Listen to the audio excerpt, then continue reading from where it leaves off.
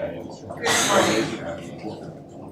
all of you who were brave and sober and not hungover enough to get here at this hour of the morning. I'm Marcia from New York University, and I will be moderating this panel, which we're going to conduct by just taking people in the order in which you find them in your program. Each person will come up and speak for 15 minutes, after which my timer will make an unpleasant noise, and you will have to sit down.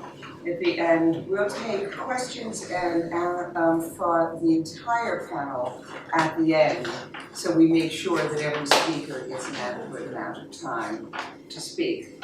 So if you have a question, jot it down, reserve it for the end, and we'll have all speakers gather at the front, and you can badger them at the end. So our first speaker is Zhang, also from New York University, kicking off our morning with Constitution making Perpetualized. Okay, take over.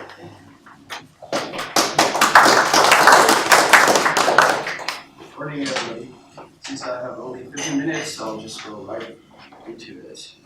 You have the title. The subtitle is "Is there an unwritten invisible contract between the Chinese state and the people?" The short answer is no. But if I stop here, I'll say 15 minutes. So the whole point, rhetorically or otherwise, is to say a little bit more. And the trick is how to say yes and how to qualify this yes. And it's an extremely qualified yes. So I'll just read a few paragraphs, throw in a few quotes, and since I'll be running out of time, I'll just stop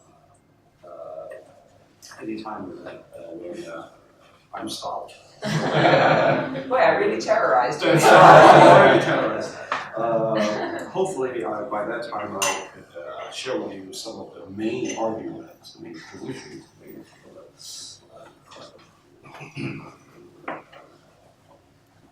No, because the answer is no, because there's no formal contract existing between the party and the people, the party and the state, or between the state and the people. So there's no explicit contract. In fact, one could say that the very notion and necessity of such contract is rejected by and has no place in the Chinese political legal system.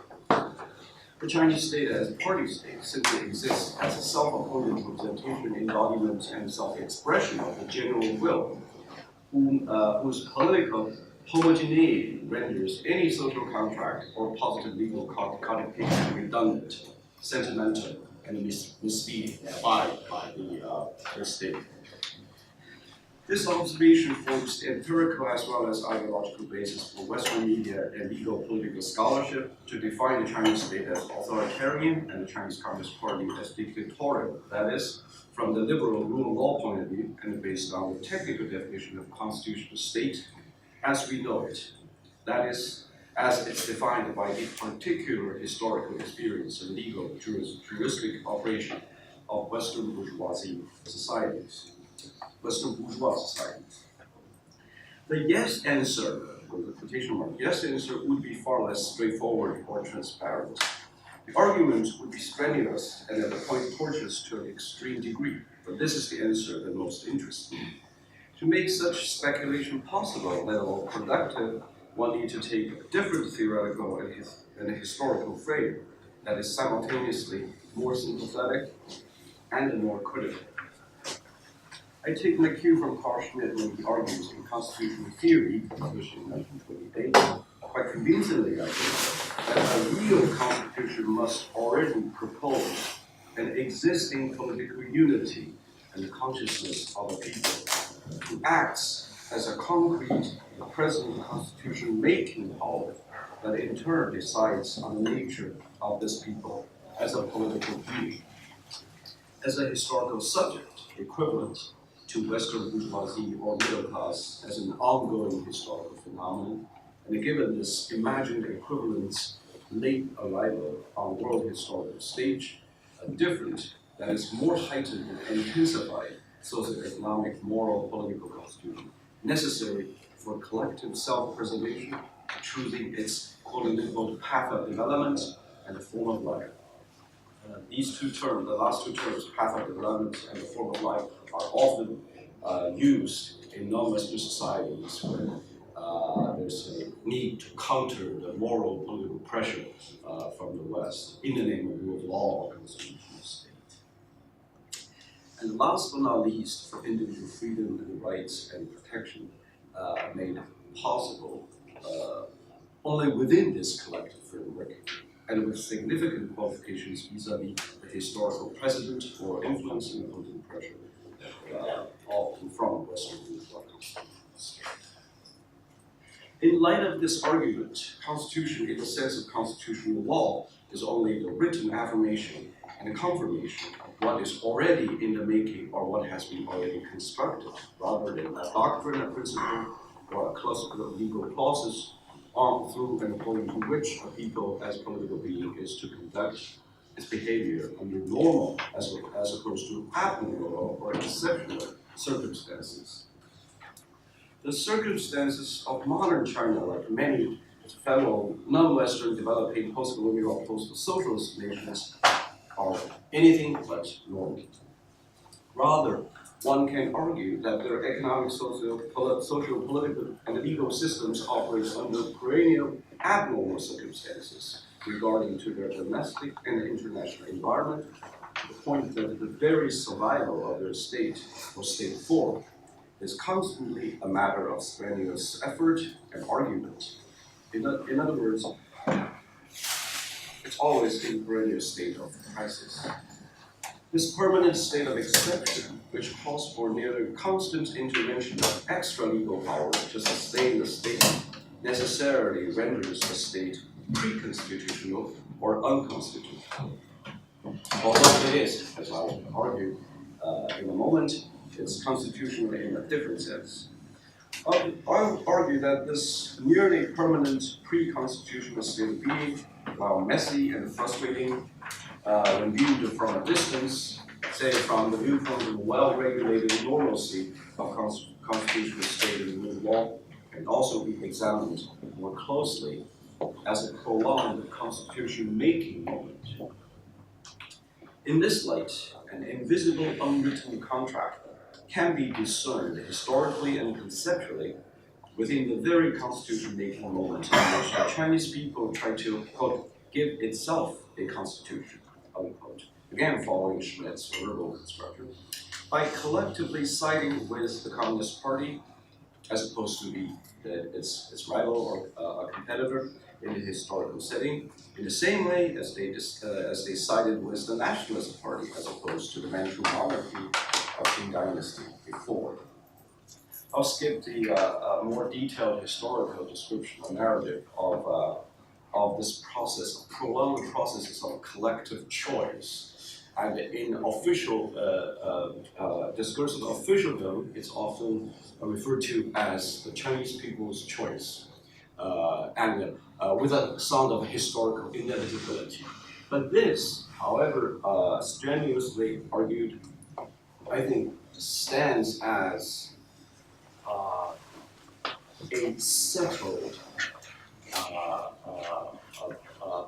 sort of a pattern of political distribution, a distribution of political power within the state, which, according to Mao, who personally wrote and revised the Chinese Constitution of 1953 to 57, was very famously or infamously, depending where you stand, observed that the matter of state form, the polity, the body of the state, right, the constitution in the Chinese context, is not complex at all.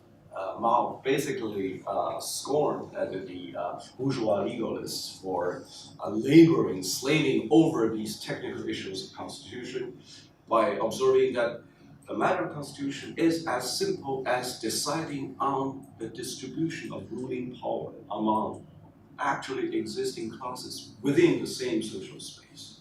Once that's settled, you decide who's the ruling class, who's the ruled class, who's to rule, who's to be ruled, inclusion, exclusion. When that pattern is set, there is a constitution, period. The nature of the Chinese state the state form is settled once and for all. The rest is for this constitution, although not necessarily in the Western classical sense, is for this constitution to preserve itself. That's the constitutional self-consciousness, right? So if we keep that in mind, the question, now I will come back to the matter of contract. I think it's a good rhetorical device to have this question in mind. Is there a contract? Is there an agreement? My overarching argument is this. There's no such contract explicitly.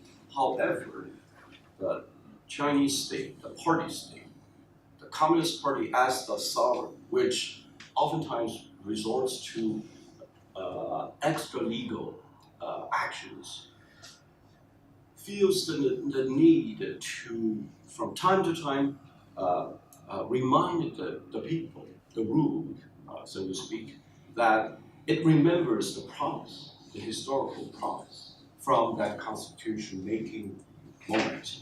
You gave us the mandate of heaven. We are hired as the custodian of this mandate.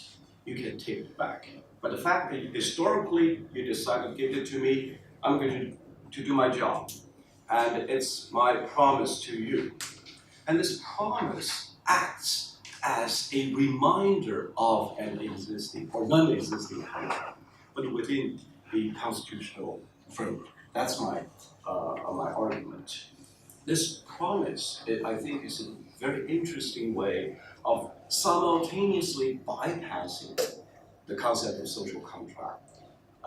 And by extension, this notion, Western notion of rule of law and check and balance and so on and so forth. Because those devices, mechanisms, constitutional mechanisms, setups, will deprive the Communist Party of this final, decisive, extra-legal intervention, which it considers extremely necessary given all the concrete political circumstances, subversion, civil war, all kinds of political pressure and difficulties. And in terms of that existing and yet non-existing contract, in the form of a promise, goes something like this. It's such a tricky, brutal construction. I have to read it because I sometimes confuse myself. It's something like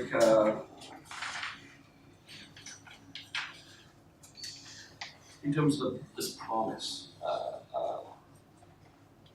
a promise to deliver the promise, but without the promise not to break the promise, when the possibility of delivering the promise is at risk.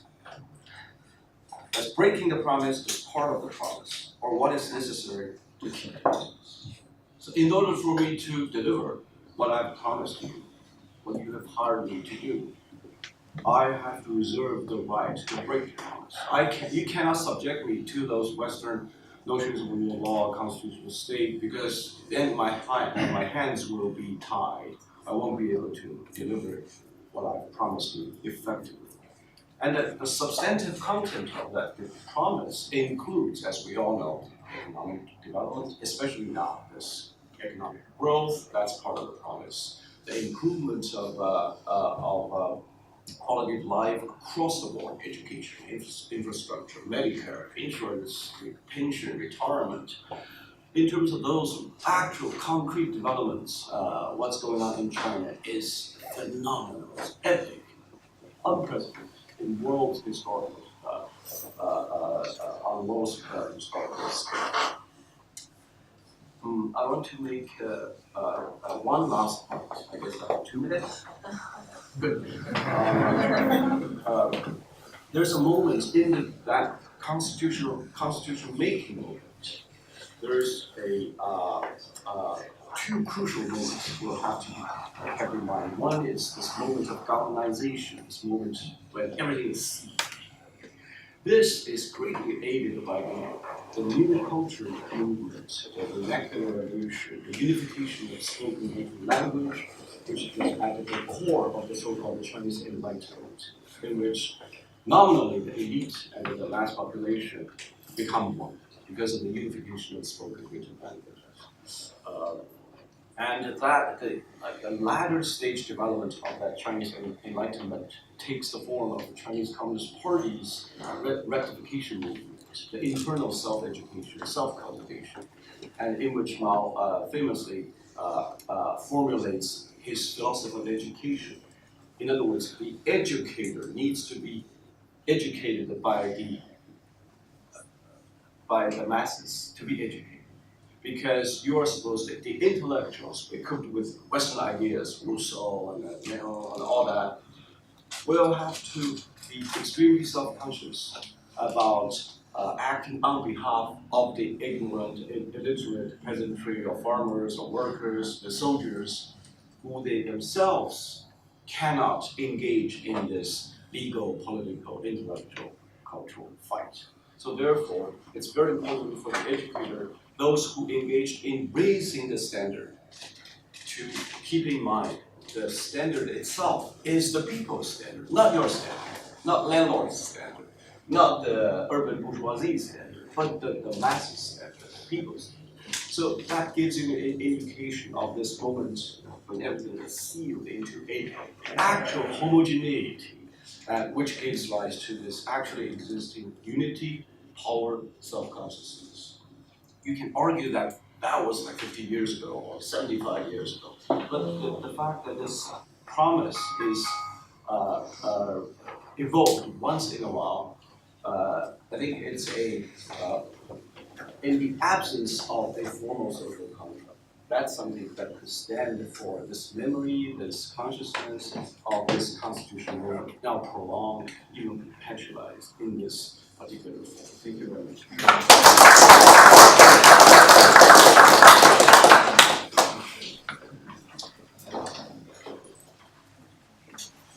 you very much. I'm sure there'll be many questions about that at the end, but we are now going to go on to poetry and political responsibility, metaphors of the state and the aristocratic tradition of pre-modern Chinese literature by Zhang. Yeah.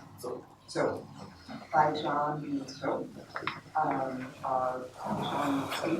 University.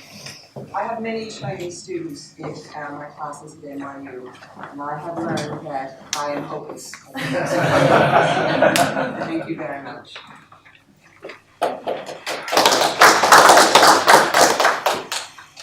Thanks. As my research project, the title has also changed a little bit. Now it's ownership without means, 曹植 metaphor for political togetherness.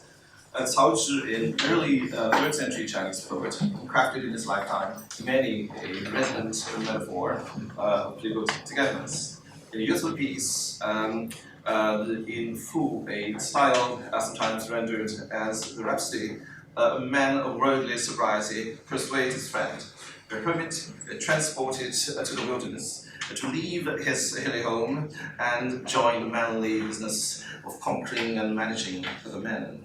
By way of that, the 7 illuminations, which also makes up the title of the work, the former enlists the pleasures of food, clothing, hunting, palatial residence, and travel to call the ladder of attention, but to no avail. Only when he brings up the blood boiling camaraderie of soldierly enterprise and the satisfaction of working with a sagely prince in the grand achievement of state-making, does his listener, quote, remove the hindrance of sleeves, rises, and quote, and delivers the following. Lofty indeed were such words. Though my lord's earlier representation of extravagance and excesses was meant to be prompt for action, they merely introduced confusion to my heart. Then I came to the vision of restoring all that is in heaven to peace and order and ascension of the sagely, the sovereign to the throne. I began to understand the law in the mutation of the universe and realize the mystification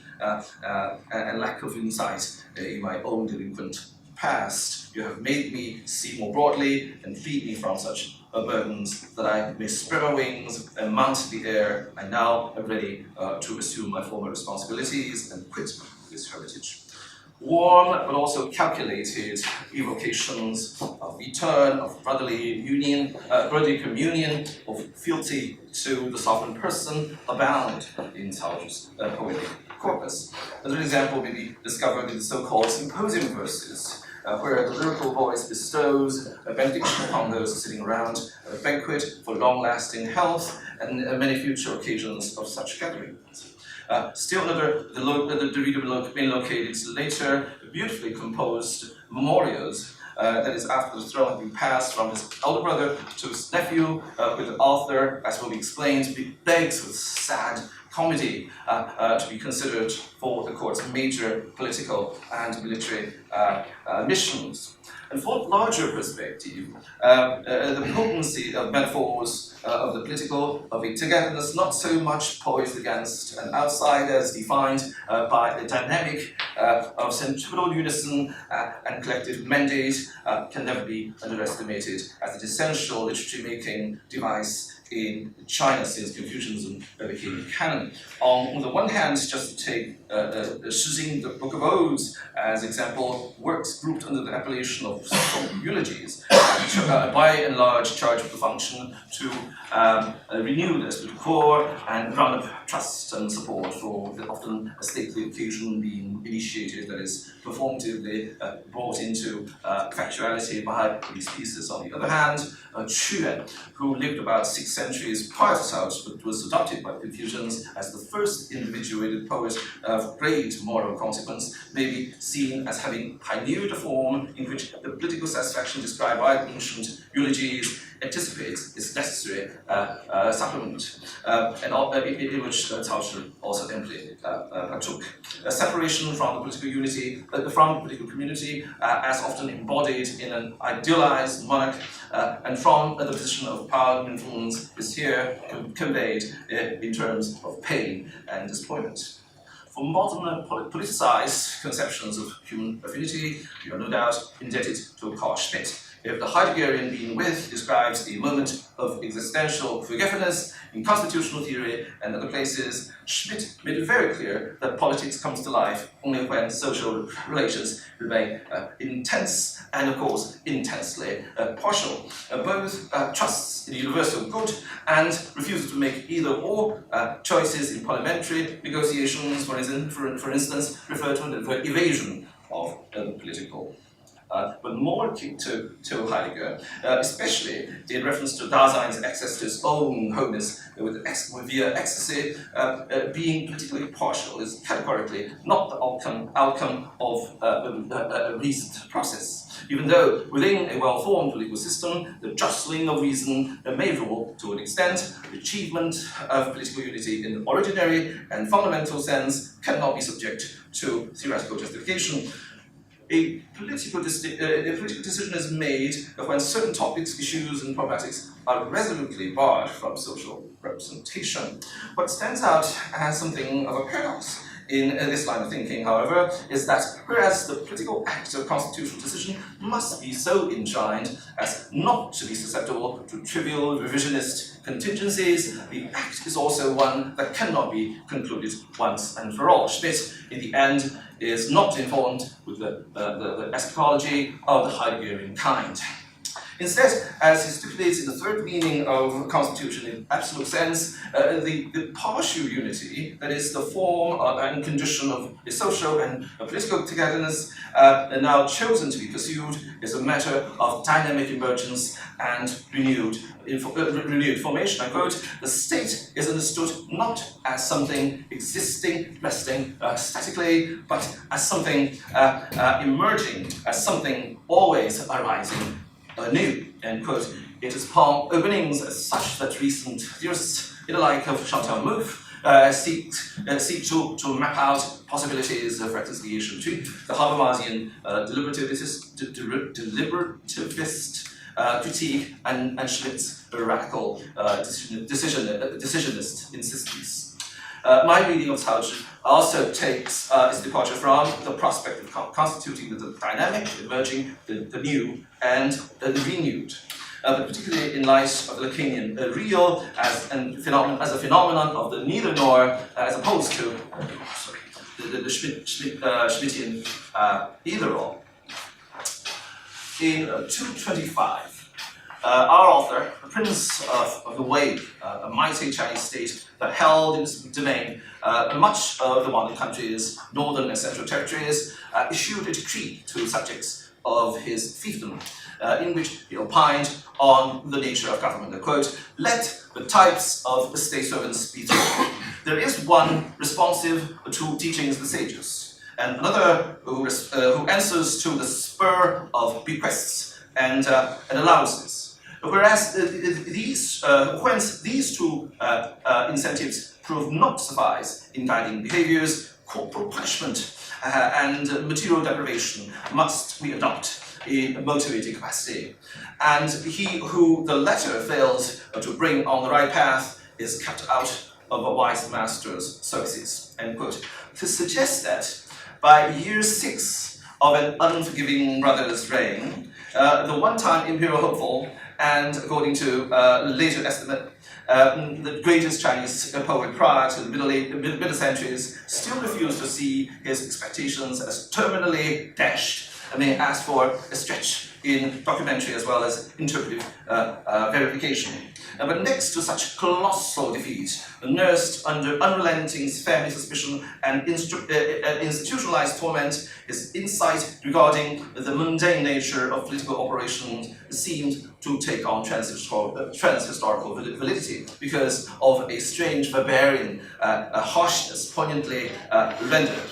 For instance, also in the 1918 lecture, Politics as a Vocation, I quote, "The administrative staff, which externally represents the organization of political domination, is, of course, like any other organization, bound by obedience to the power holder and not alone by the concept of legitimacy. There are two other means, both of which appeal to personal interests, material reward and social honor." End quote. For Cao Zhi, as well as much as for Weber, politics is a Janus-face business.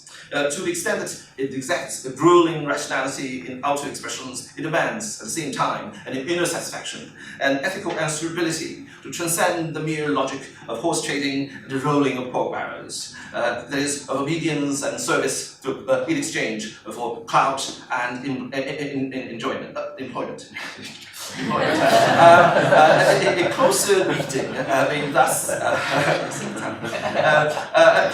may thus suggest that the decree speaks not only harshly to his retainers, etc., but also bitterly to himself, and those implicit addressees as a note on submission and self-organization that is some antiquarian form of the soir.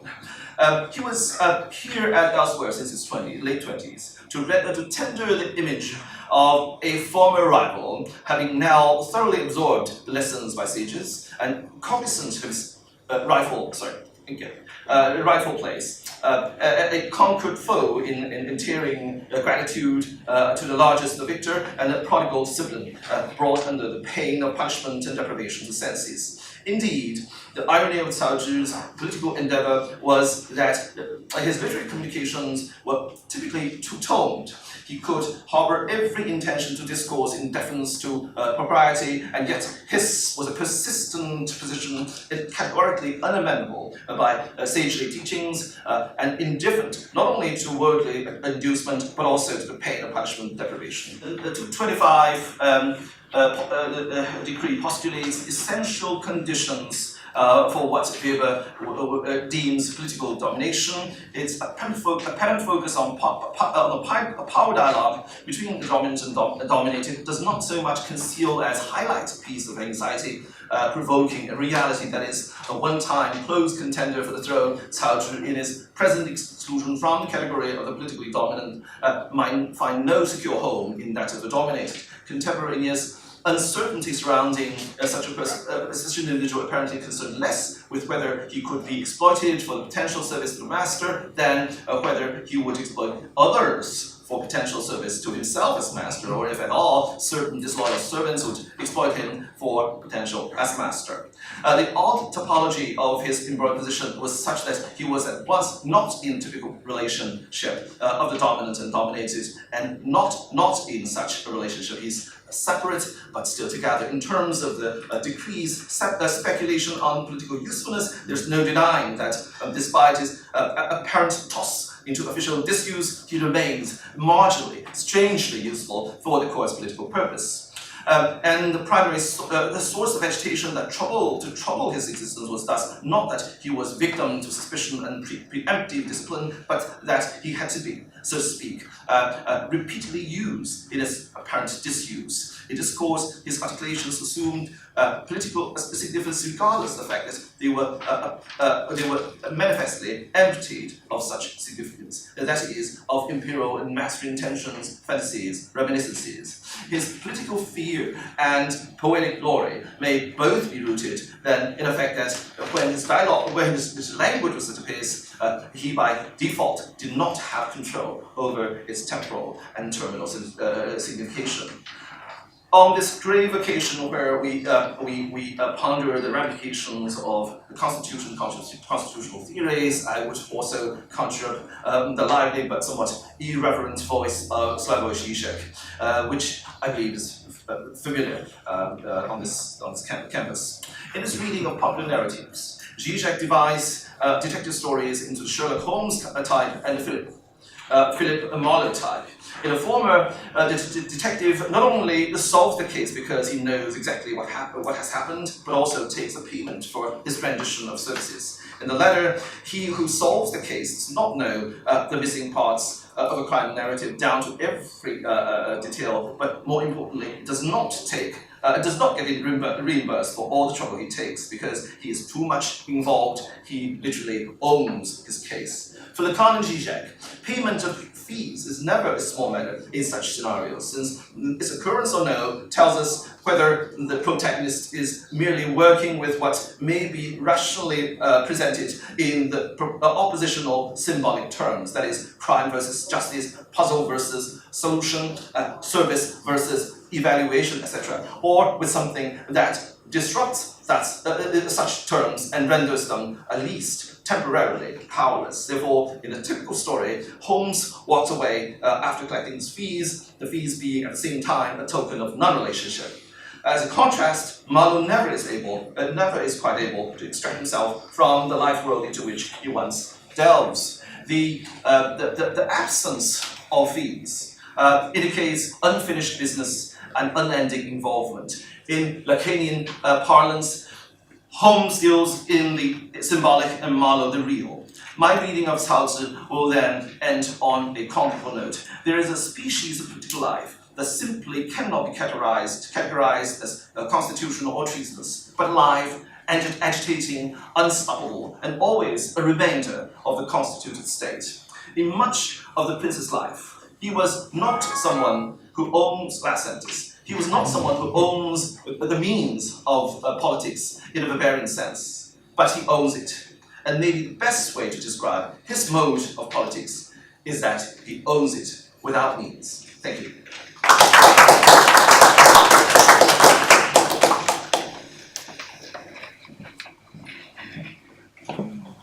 Thank you very much.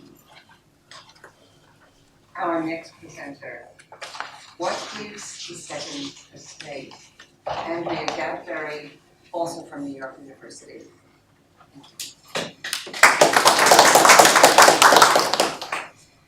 Thanks.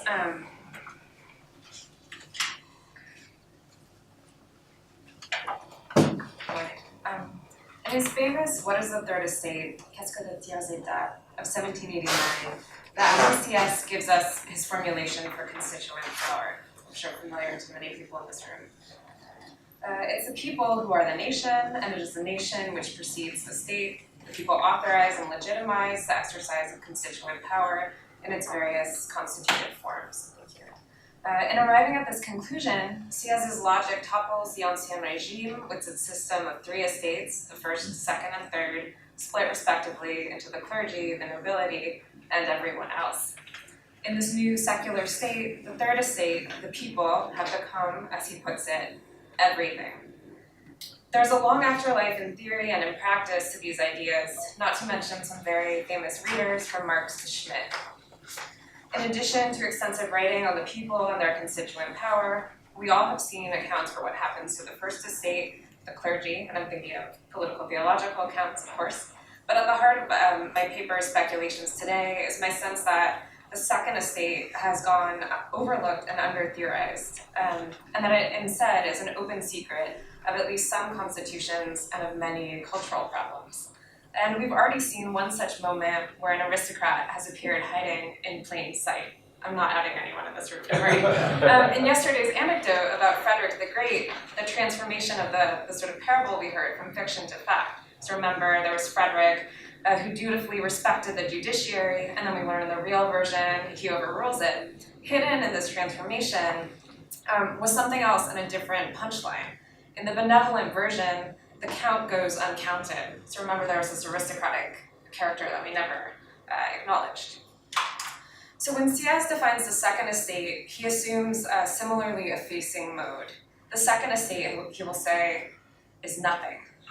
It seems that the historical record tends to agree, so the privileges that once made for separate laws would be abolished, historical titles would be stripped, the nobility would lose its former relevance in many regards. In the 15 minutes allotted to me today, however, I want to pose this question again. What is the second estate? Well, this is precisely the question that animates the invective of both What is the Third Estate and his earlier essay on privileges from 1788. It's a hard task to define nothing. Given that the Third Estate announces itself as everything, in contrast to this nothing, ex nihilo perhaps, it seems useful to return to the moment before we learn or remember that the people are everything. So in two examples in which Sieyès finds himself trying to define or find a language for this nothing, an intractable problem will emerge. If the second estate is nothing, in its elaborations it must be represented in the face of the contention that it is not and never has really been.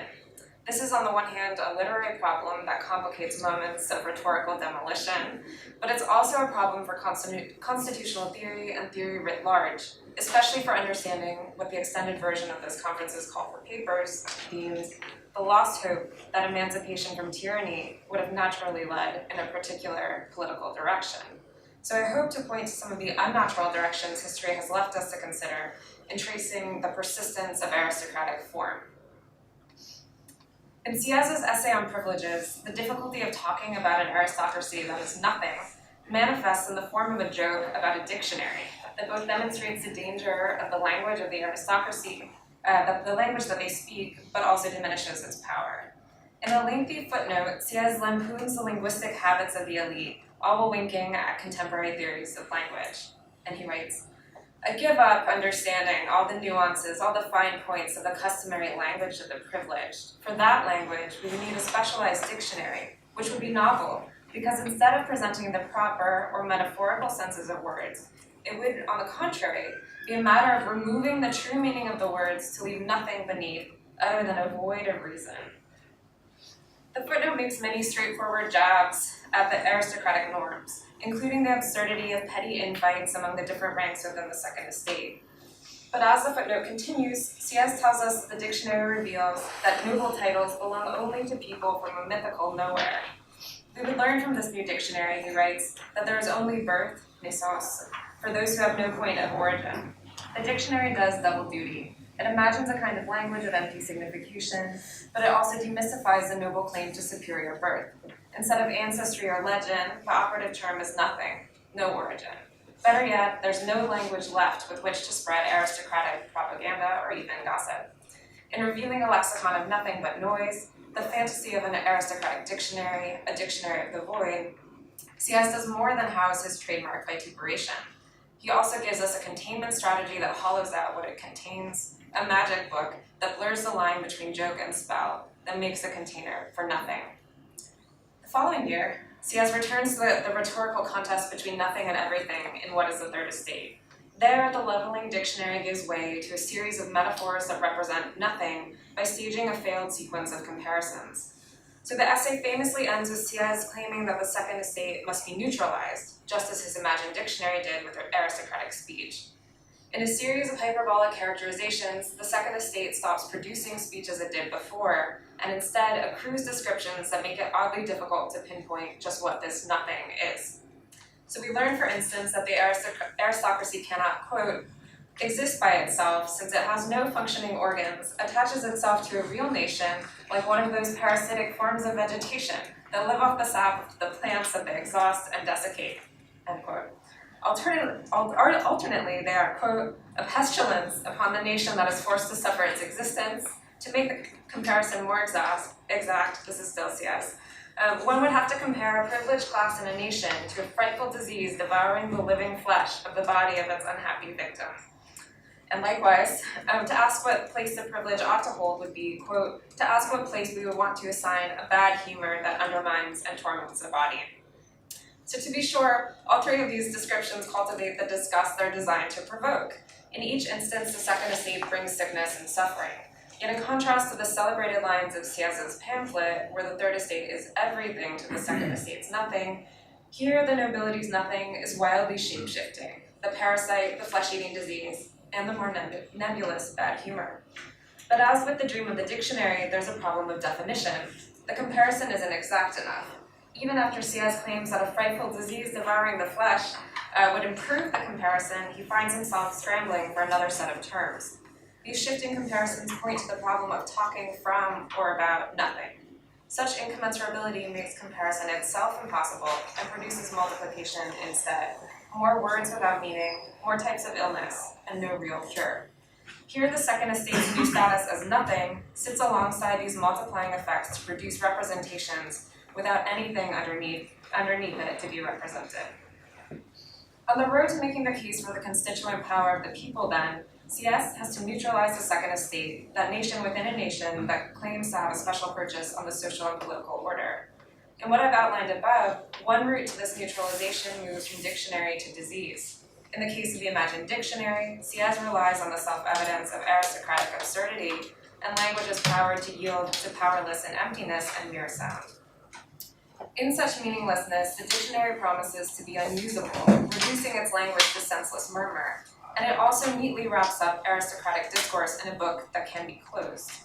As Sieyes moves from dictionary to disease, eradication depends on the health of the body politic, but just what the second estate is still harder to diagnose. Read together, these episodes seem to suggest that even if there is no place to assign a bad humor in a body, rendering it neutral isn't necessarily rendering it null. There may be no real meaning of aristocratic language to be communicated, and it may be impossible to diagnose or even describe the blight the nobility creates, but this nothing certainly seems to exceed the category to which it has been assigned. In these texts, which ultimately did help produce real revolution, that preceded real constitutions, and that have shaped conversations about peoples and states for centuries to follow, these rhetorical schemes for turning something into nothing, or nothing into something, take the formula for aristocratic supremacy and reveal its hollowness. There's nothing here but secondary fictions, stylized speech gathered into meaninglessness, or accretions of comparisons that eliminate the possibility of diagnosis.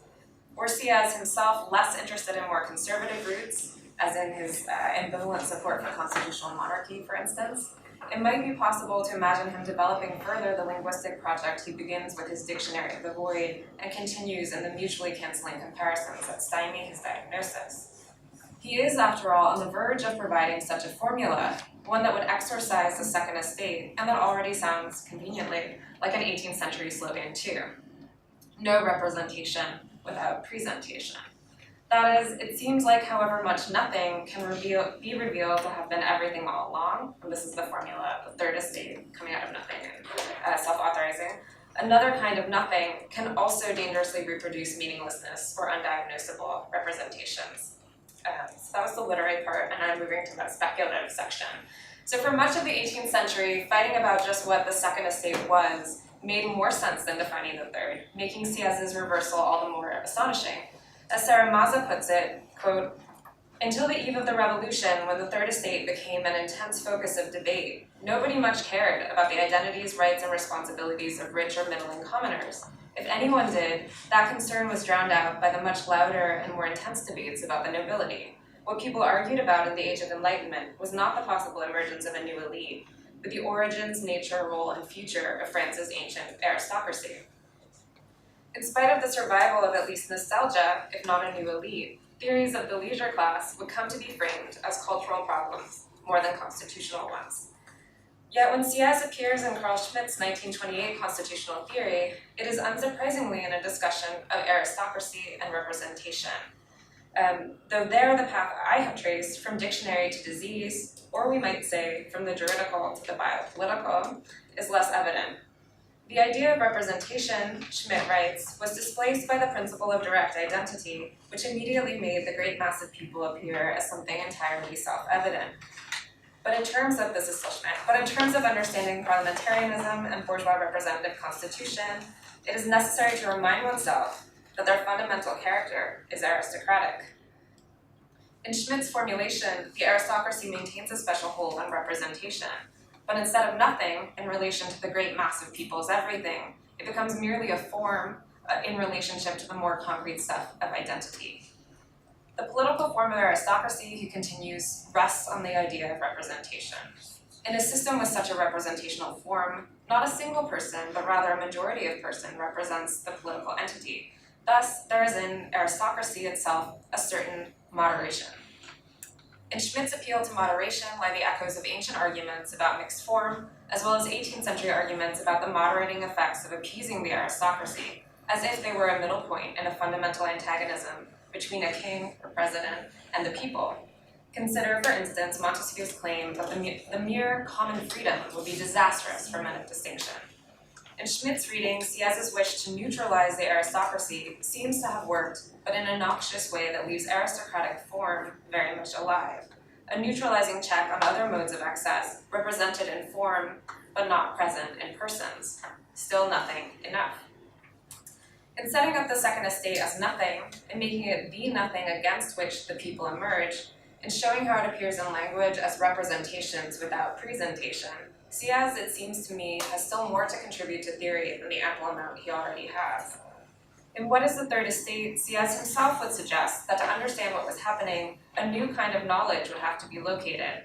In what was the first recorded use of the term, he named that approach a science sociale, a social science. If perhaps the social science he had in mind might not yet have arrived, I think at a minimum we can still return to the questions about nothing Sieyès' text implicitly poses. Is the second estate, as it seems to be in the text I've discussed today, an unnoticed kind of constitutive exclusion from the top, distinct from the exclusions of so many homines sacri on the one hand, or from the exceptions of the sovereign on the other? Is it, as the sociologist and aristocrat Gabriel Tarek wrote, quote, the unconscious mother of modern times? At the very least, the question seems to ask us to return to the grammar of constitutions, to ask how the second estate may have shaped how we talk about the people, particularly when, as Gauman writes in a fleeting reference to the nobility, we talk about the people in reference to the nothing of the aristocracy. He writes, in common speech as in political parlance, the term people still conserves the sense of ordinary people in contrast to the rich and the nobility. As if recognizing the impenetrability of the problem, Sieyès himself will note that even though the second estate is nothing, it seems like it hasn't stopped and will not stop producing speech. I am amazed, I admit, he writes, by the talent with which the privileged extend these sublime, although unceasing conversations as far as the eye can see, without ever losing themselves. My speculation today has been that this conversation, however diminished or transformed, might not have stopped, and that its murmur may have continued beneath or alongside so many constitutions, indifferent to the fall of despots, and often just out of view of the eye of theory, impervious to the question posed directly to it, what is the second estate, and scarcely withholding its contempt for the urgent follow-up, what is to be done. Thanks.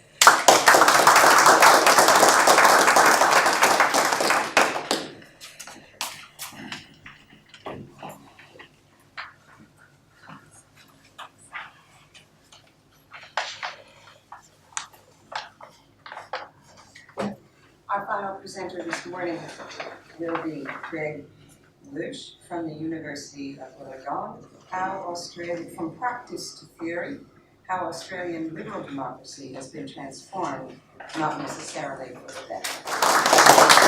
A few weeks ago, I was at a function. I was having a discussion with a senator and also a minister of the Crown, Australian government, and she asked me what I was working on. I said, "Oh, I'm working on the Nexus." She looked really rather puzzled. And I said, "Oh, that's section 24, which says basically that the size of the Senate has to be half the size of the House of Representatives." And I was wondering, still didn't know what I was talking about. And I was just, to start with this, how many politicians actually know what's in the constitution of the, they certainly know the rules in Parliament, but how much they know. And section 24, in fact, was a constitutional clause without any precedent. It was designed to do two things: protect the interests, what will become the smaller states, and prevent the growth of the House of Representatives. And actually, in the latter of those, it succeeded admirably. I think it also indicates something about the cultural presuppositions of those who wrote the Australian Commonwealth Constitution. The Constitution itself was the outcome of a number of constitutional conventions involving representatives of various colonies from 1891 to 1898. It was then put to the people of the colony, each colony for approval, took 2 goes. Then, interestingly enough, it was passed by the British Parliament. So how do we understand what the Australian Constitution was about in the 1890s? I think there are 3 things involved. In terms of political culture, the document was drawn up by people trained in English common law and who believed the model of political perfection was the British Constitution. They wanted a constitution which could grow and evolve as the British Constitution did. To get the Constitution meant being pragmatic about what could be achieved. And one of the major issues here, going back to the Nexus, was the issue of the large and small colonies and how to balance the two. And in my view, actually, I think they gave away too much to the small colonies, or become the small states. And the goal was the achievement of the federation of the colonies. The Constitution is a federal constitution. It is not a constitution about defining the values of the Australian people.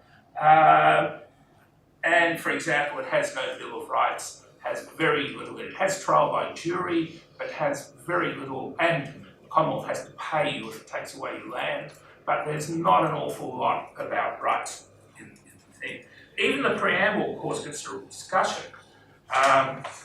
And the preamble states, whereas the people of New South Wales, Victoria, South Australia, Queensland and Tasmania, humbly relying on the blessing of Almighty God, have agreed to be united in one indissoluble federal commonwealth under the crown of the United Kingdom of Great Britain and Ireland, and under the Constitution hereby established. The inclusion of Almighty God caused considerable conflict. Interestingly enough, opposition to it was led by the Seventh-day Adventists, who feared that it would lead to the imposition of Sabbatarianism. Very curious. And this led to section 116, which basically says the Commonwealth cannot make any law for establishing religion. So you got God in one way, but you got the secular in the other. This was a constitution drawn up by an overseas British community. It is a fairly bare bones and utilitarian, but then that's what one would expect of an overseas British community. It was a device to secure the goal of a federated Australia. The Commonwealth has sometimes been termed the Washminster system, in that it brought together the Westminster system, responsible government, and American federalism. They certainly didn't look to Canada for their federalism. They wanted American, they thought was better. There was no desire to define how the Westminster system worked in the Constitution. People of British origin, trained in English law, simply knew how it worked, and they had 40 years' experience. It was part of their cultural heritage. So, I'll come back to that and see if it's that in a moment. Naturally, the Constitution evolved over the past 100 years. The power of the Commonwealth government has grown, and its range of responsibilities has increased. This has not occurred because of the formal alteration of the Constitution. The Constitution is notoriously difficult to change because it's done by referendum, and you need what's called a double majority. That means you need an overall majority and a majority in a majority of states. And as there are 6 states, you need 4 out of 6 states and an overall majority. Very difficult. They didn't realise that at the time, of course. Change has occurred because of judicial review, which has worked in favour of the growth of Commonwealth powers. This is largely because of the doctrine of realism, or interpreting the words as they are written on the paper. So the literal interpretation of the legal meaning of the words. And this is allowed, because what the Constitution, I probably didn't realise, this allowed the more power to go to the Commonwealth. The increasing power of the Commonwealth government has not received much in resistance. I don't think Australians actually believe in federalism, even though they used it to come together. It was a device to create a national government. It was an artificial means for replicating the British Constitution. The Westminster section part of the Constitution is not written down and depends on what are called conventions. This works fine, I think, or worked fine, so long as there was a consensus regarding those conventions and how they worked. And this was the case for the next 75 years. Having a chained federation, Australian politics worked as if it was simply another variety of British politics. Well into the 1950s, Australians thought themselves as being British, and this included politicians with Irish ancestry. For example, Australia willingly made sacrifices after 1945 and so it was sent food to Britain. The world changed about 1960. The British Empire was no more. Australia was ceasing to be a British country, including in population terms. Over time, what had once been taken for granted was becoming less self-evident. And this change can be seen in terms of the 1975 constitutional crisis, which probably none of you have heard of, but basically it was that the Senate refused supply, it refused to pass money bills. There was a deadlock between the two houses of Parliament, and the Governor-General intervened, dismissed the Prime Minister, put in the Leader of Opposition on condition that he hold this double dissolution election. Now there's two elements of the Westminster system which were breached. The first is the Governor-General is the monarch's representative, acts on advice of the Prime Minister. Well, obviously, in dismissing the Prime Minister, the Governor-General was not acting on the advice. The second one is that the upper house, the Senate, is essentially a house of review and cannot reject money bills. Unfortunately, the Commonwealth Constitution clearly states that the Senate may not amend proposed laws opposing taxation or propose laws appropriating revenues or monies for the ordinary annual services of the government. The Senate may not amend any proposed bill as to increase the proposed change or burden on the people, but apart from that, except as provided in the section, the Senate shall have equal power with the House of Representatives in respect of all proposed laws. Basically, very powerful upper house, potentially. So it cannot amend money bills, but it can reject money bills. That's the crucial point there.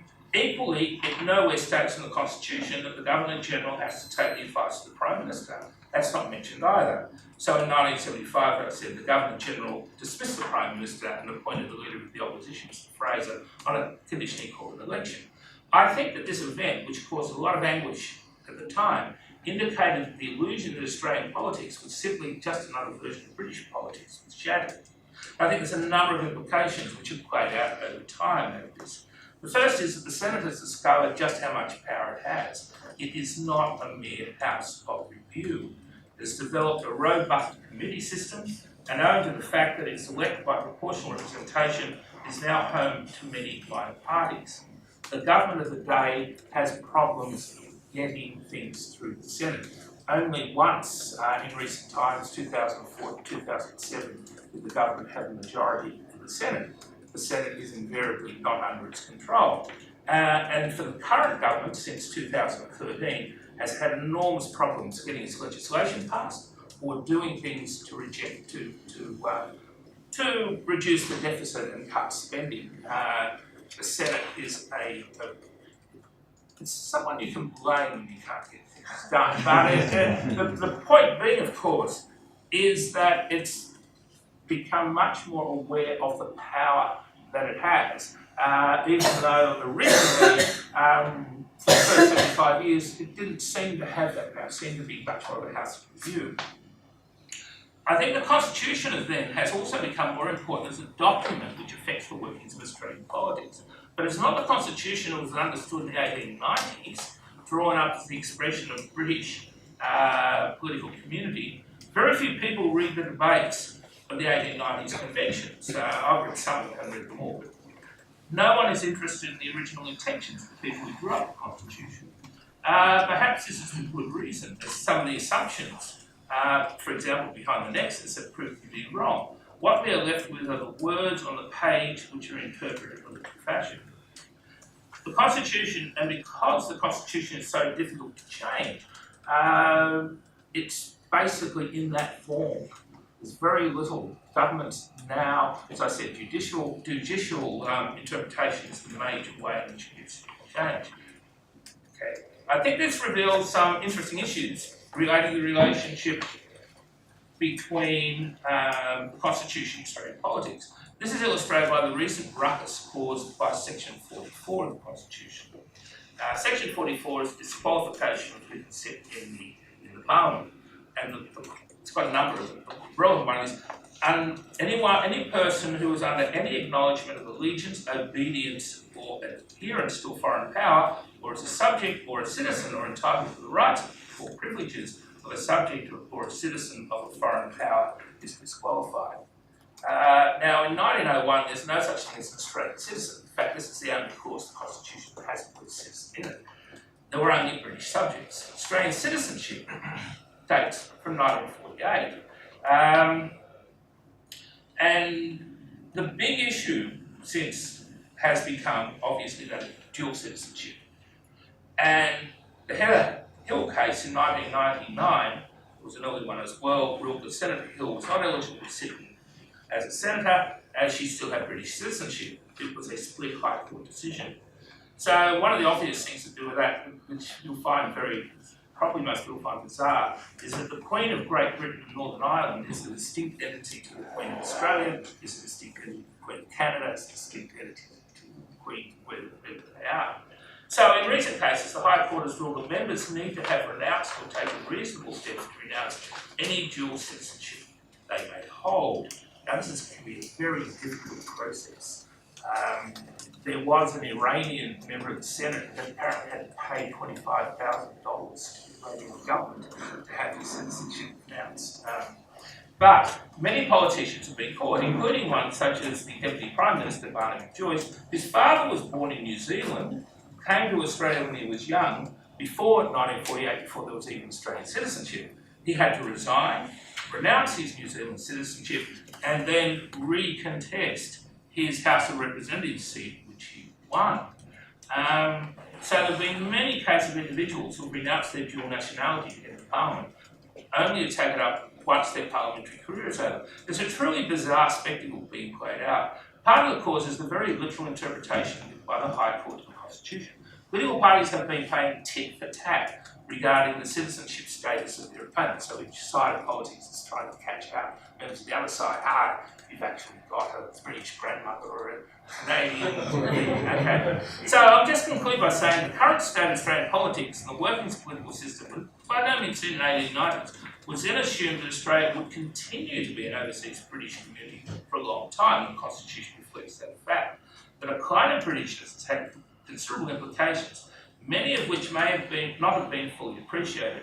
The old politics of the first 60 to 70 years of the Commonwealth have been replaced, I think, by a different type of politics, which are far more confrontational and also rationalistic, as implied understandings have been superseded by the use of the Constitution as a document which can be used for political purposes. Part of this also relates to the replacement of the old Parliament House, which was very intimate, by the much colder atmosphere of the current Parliament House. I think buildings matter in the way politics works. How this will eventually play out is uncertain. It is difficult, for example, to make reasonable change to the Constitution. And the Nexus is a clear example of this, because of the size of the Senate has to increase in proportion to the size of the House of Representatives. If we were, at the moment, for example, Tasmania has 5 members of the lower house and 12 senators. So if we increase the size of the Parliament, Tasmania would still have 5 members of the lower house and perhaps have 14 or 16 senators, which is very odd anyway.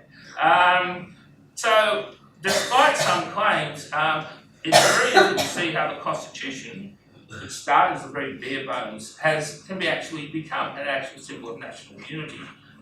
One senses at times a bit of a void perhaps at the heart of Australian political life. So thank you very much for that.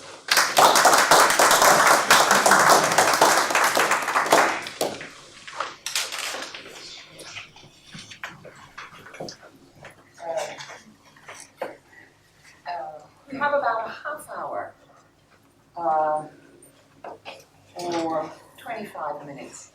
And I thought I would just have 5 to 7 minutes to see if you want to ask each other any questions. To cross-fertilize debate.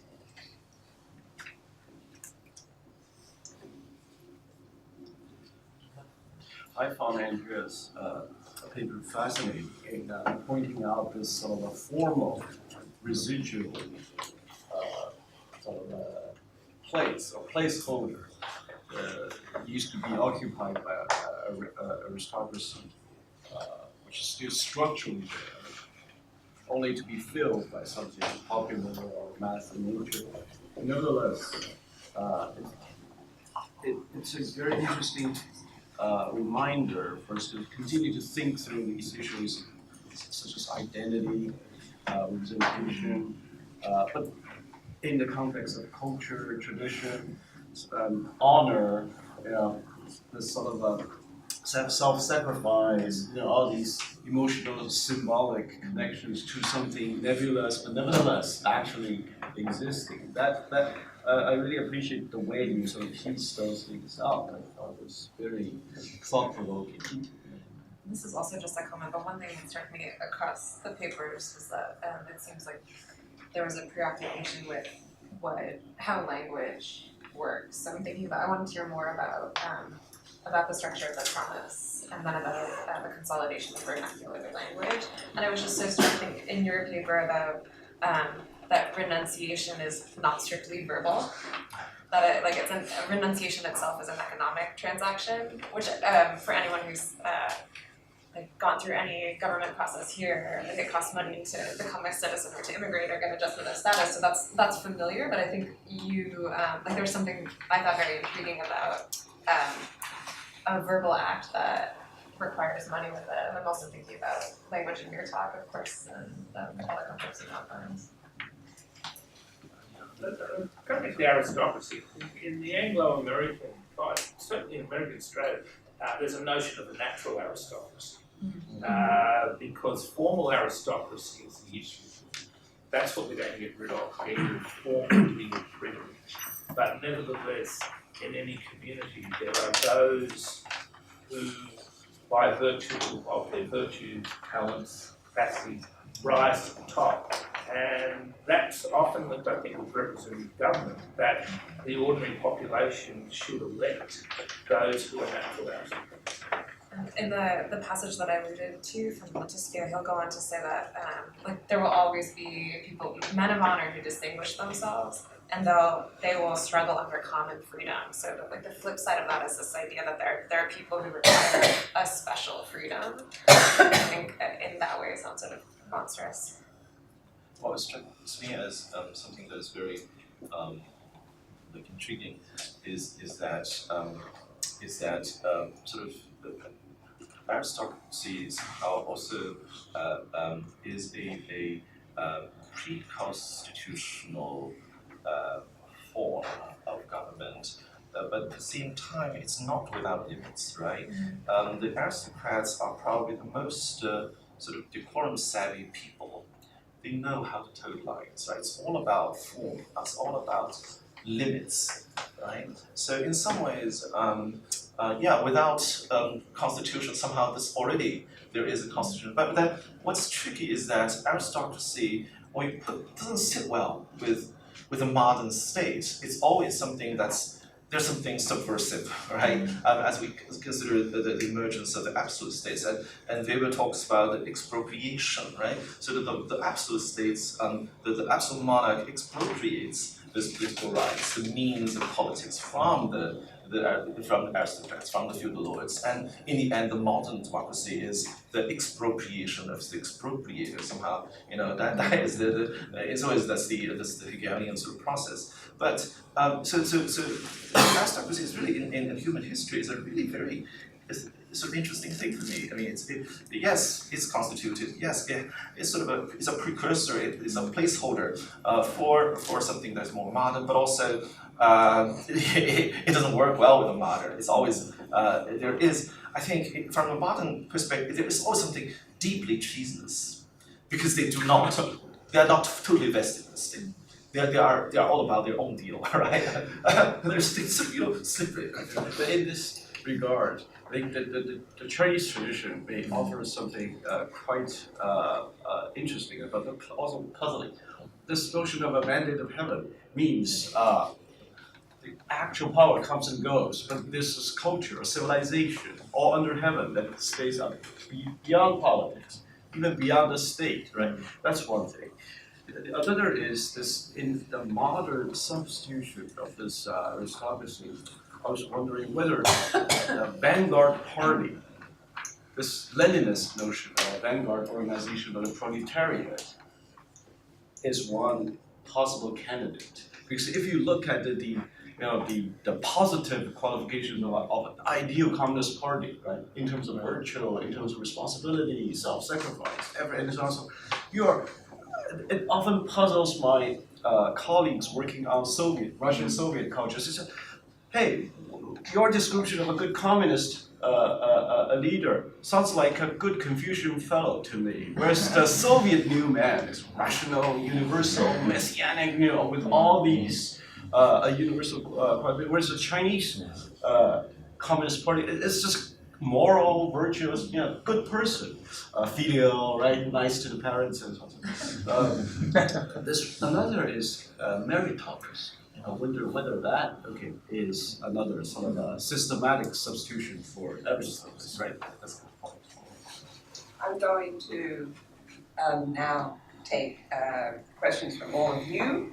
I have 3 people, and we can have more, of course. David, this gentleman and the woman behind, and somebody had a hand there, and Adrian. So David, take it away. Fascinating presentation. What I would like to ask about is sort of the relationship to last conflict, in which I think the presupposition was that a system of laws is really going to be sort of the neutral baseline in terms of which, I guess, political order can be sort of called to order in sort of objective and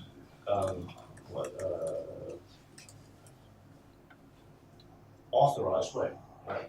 And what I guess it seems like all of you are sort of indicating is that there's an alternative way of thinking about this, and namely in thinking through the way in which some kind of that any political order, I guess a couple of you quoted Schmitt's constitutional theory, in indicating that any political order necessarily has some kind of hierarchy, and that hierarchy itself, in a sense, constitutes the order, and really would in a sense be the what would set up the parameters for laws to even have meaning.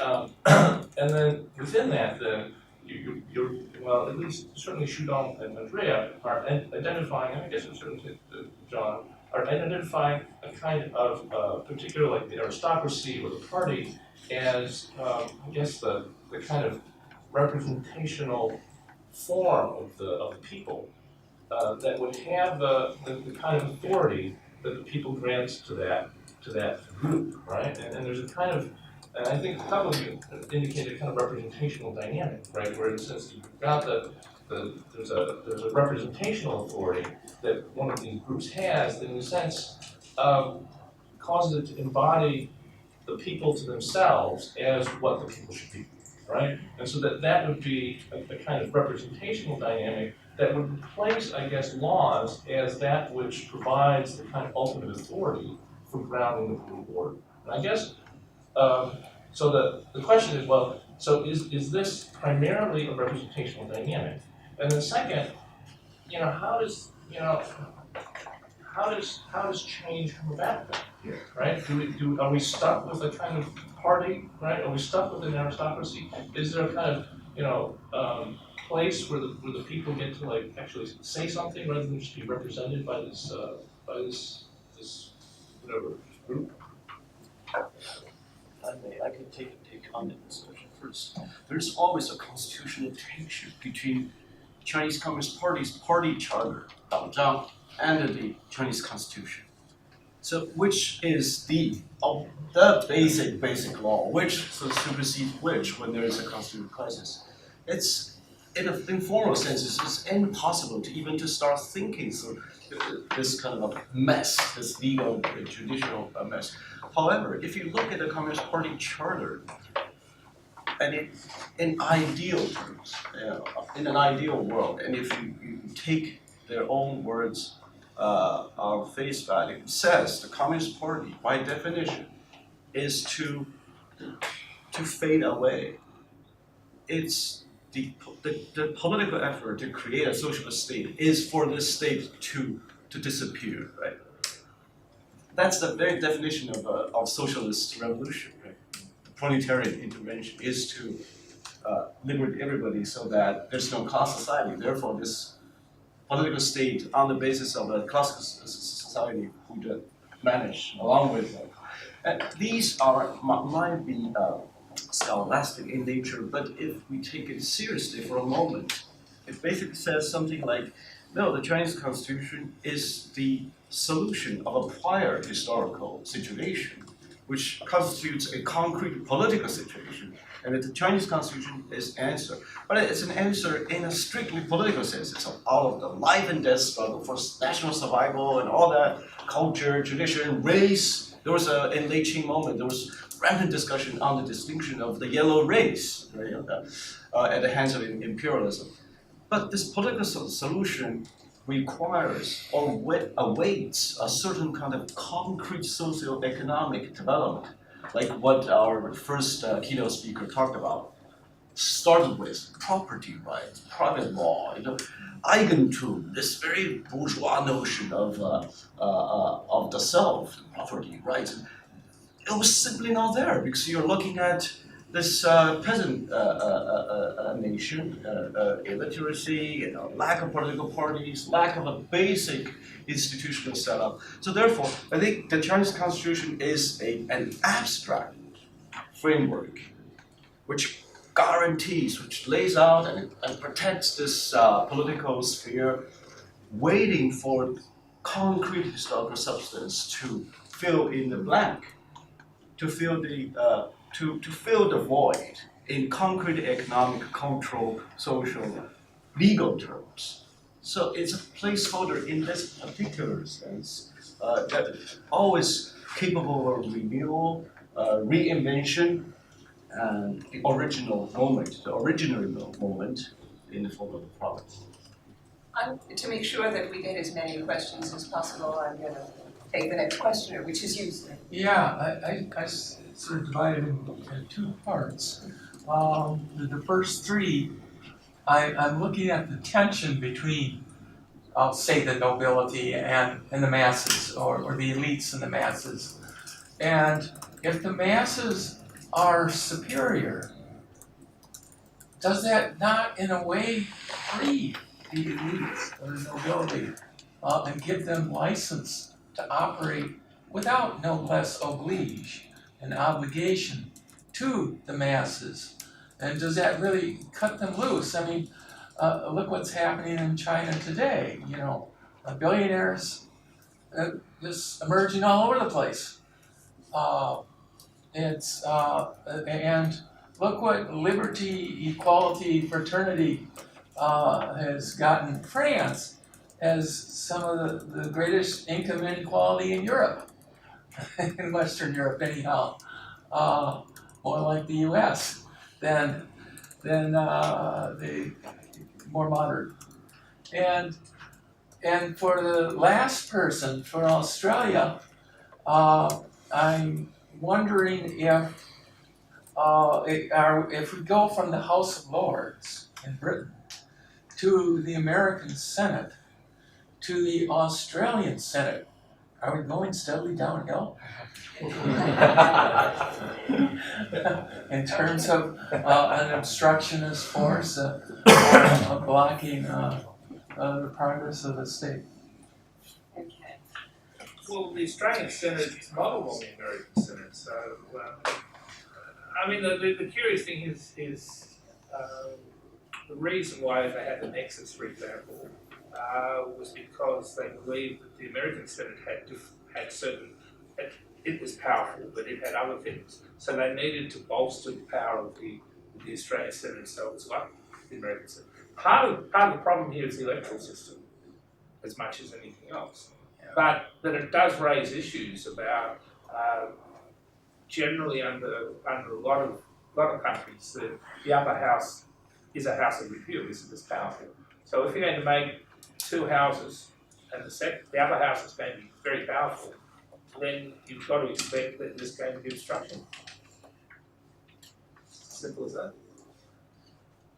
As for the sort of the patrician plebeian kind of tension, I would say there, like with my limited exposure of this issue, I think there's I haven't read anything about one aristocracy that would advocate the alienation of the poor. The elimination thing is rather the other way around, right? I mean, with the Soviets, with the modern sort of class struggle idea that's the beginning, or I don't know, there are other cases, I guess, where you somehow may foresee the wiping out of the class. And aristocracy is all about moderation. It's very strange. Like even the warlords in China, right? I mean, if you look back at the Republic history, the warlords were very enthusiastic about, establishing schools, spreading the good Confucian, teaching, whatever. I mean, they were very eager to embrace culture and all that. Even the warlords. So I mean, warlords were probably the worst kind of aristocrats. I mean, they have power, but somehow they do not have culture, right?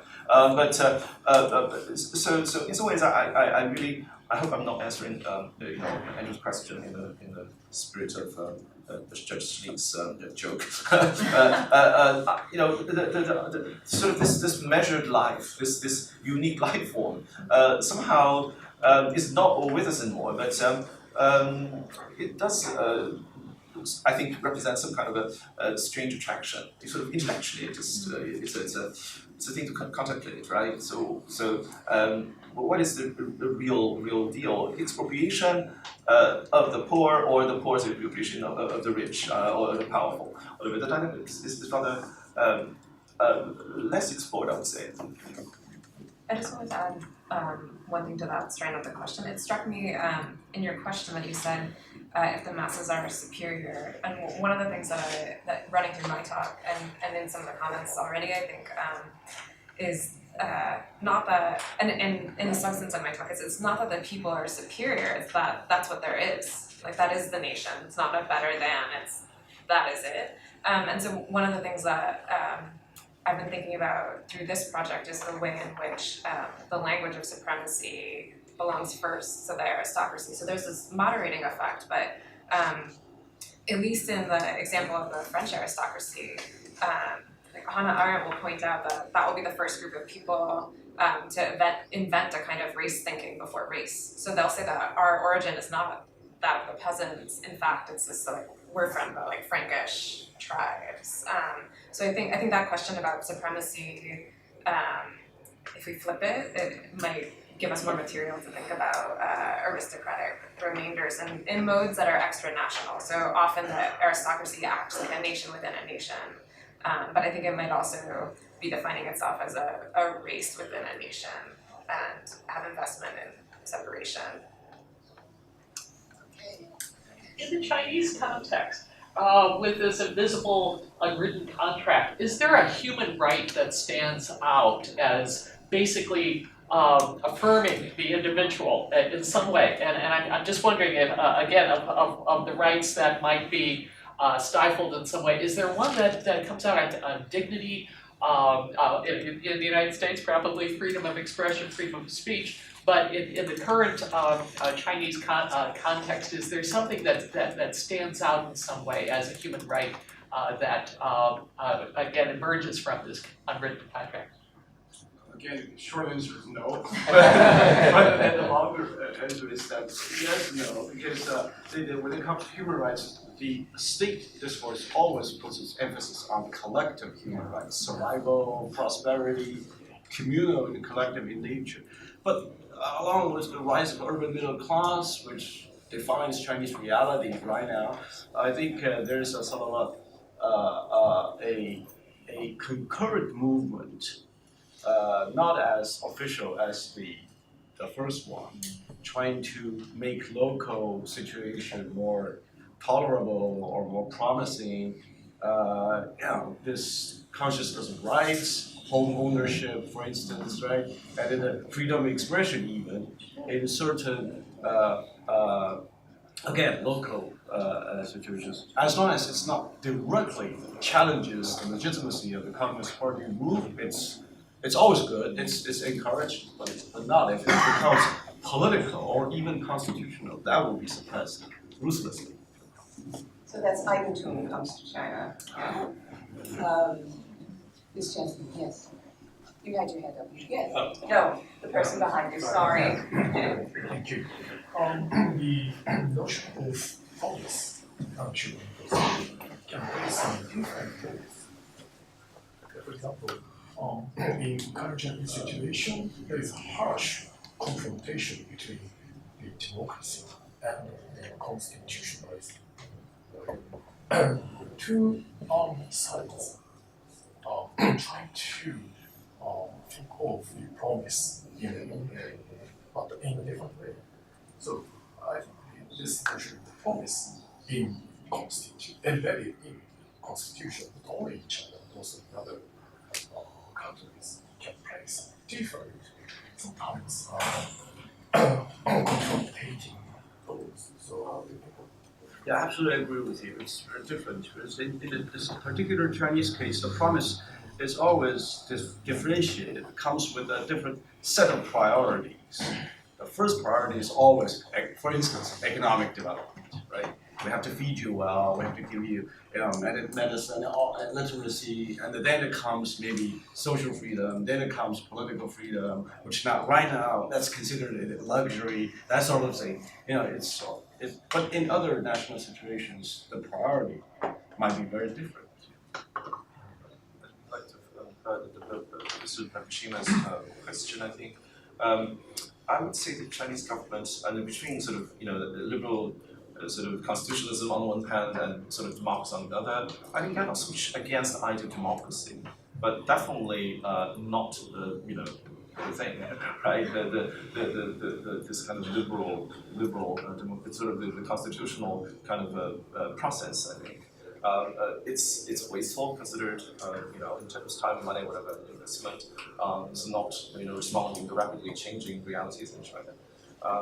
Or it's not considered fit. I think that's the overall. But I don't think there is a sort of like this inbuilt hostility towards democracy as is sort of the because I think somehow in the abstract way the party is ruling the nation as with some kind of collective will. I think. So each of you sort of posited a different person or group of people who are part of this change, this perpetual constitutionalism.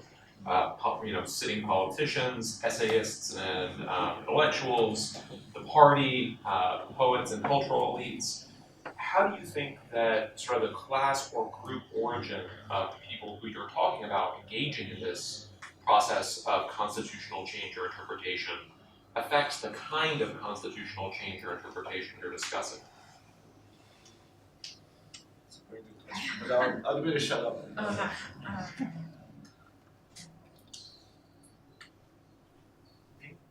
I didn't quite get your point. Sorry. So each of you seem to look at a different group of people engaging in the project, or a kind of person engaging in the project of perpetual constitutionalism. You had, poets and intellectuals, sitting politicians, essayists, revolutionists. How does the origin of that person or their sort of particular allegiance affect the way they engaged in this process of reinterpreting or altering the constitutional system they were part of? Mine is probably the easiest to answer because, and then Melleuish says yes is the yes. Yeah. So I think that that's the easiest question, and I think to answer in that respect because in the description that I gave in the beginning, it's easy, or we have a way of accounting for where a theological impulse relocates in the formation of the state, and of course CS himself, the Abbé CS, will go on to represent the third estate, even though he's of the first estate. So that would be the easy answer to your question. The way that I would maybe make that question more difficult for myself would be to look in the afterlives of the people who handled that question. So I cited Gabriel Tard, who, talking about the aristocracy, will say that they discover equality first. And he'll say that they do that in getting rid of the minor distinctions between the different ranks of nobility. It's like a perverse argument to suggest that the aristocracy invented and then the people imitate it. So I think that would be one place where I would look, would be following the thread of social science, early social science, to ask how it absorbs an aristocratic function. I think that's been repressed a little bit, and in the makeovers that we've seen of Tard in the hands of people like Telos or Latour, I think that strand has sometimes been lost.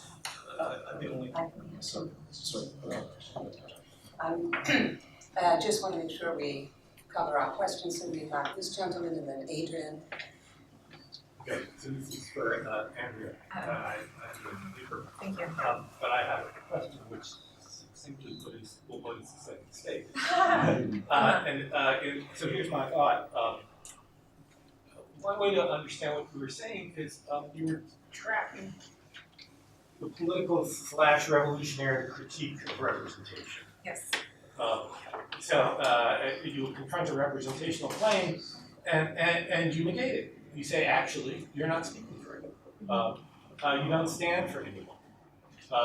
It's just, you collapse representation into itself. You may be speaking, but you're not saying anything.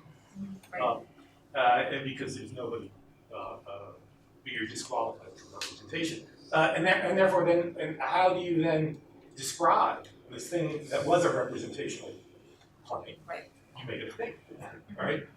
You're not representing. You're simply, a virus or a product, whatever. So, but the question then is, are you identifying the political response to the claim of representation, or did the second estate make a representational claim? It's easy enough to reduce your opposition by describing them as representational, but failing. But were they thinking of themselves already?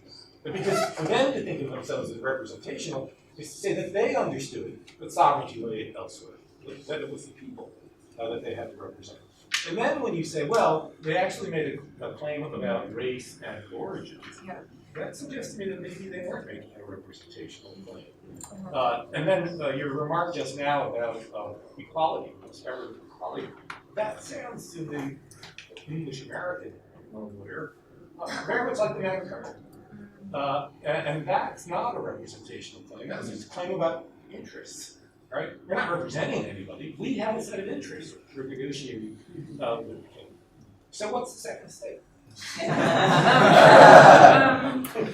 Well, let me try to not answer your question in the following way. Well, so first, I'm intrigued by the path that you open up about interests. And in the talk last night, I wanted to think about political emotion because it seemed like the talk split up political feeling into two modes: resentment and interest, which was sapped of it. Like it sounded cerebral, but like we know the passions and the interests, and the interest is one of them.